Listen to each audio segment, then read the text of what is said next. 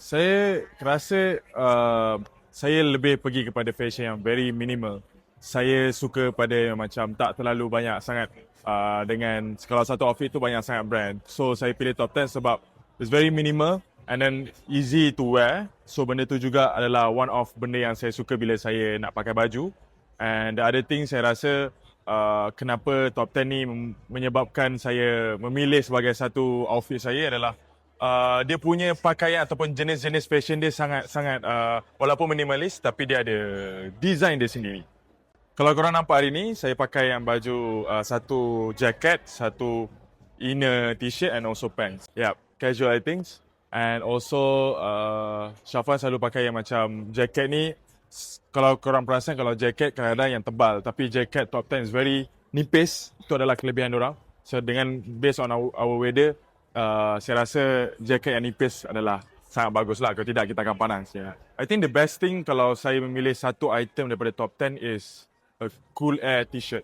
So ini adalah t-shirt yang sangat memberi kerjasama bila saya bekerja. Sebabkan benda ni, kadang-kadang kita pakai t-shirt terlalu panas bila kita pergi dekat outdoor. So bila saya pakai ni, still akan ada stylish dia.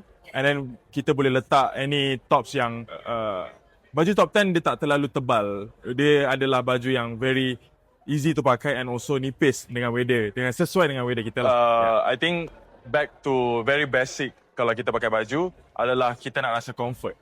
Kadang-kadang boleh tu fashion tapi back to our basic bila pakai itu adakah kita pakai dengan selesa atau tidak. So that's why bila saya pakai itu saya nak make sure mungkin stylish satu tapi the basic the main point adalah comfort atau tidak. So kalau saya rasa comfort and also confident, saya always akan pakai benda tu lah. Oh, looks akan melekatkan seseorang.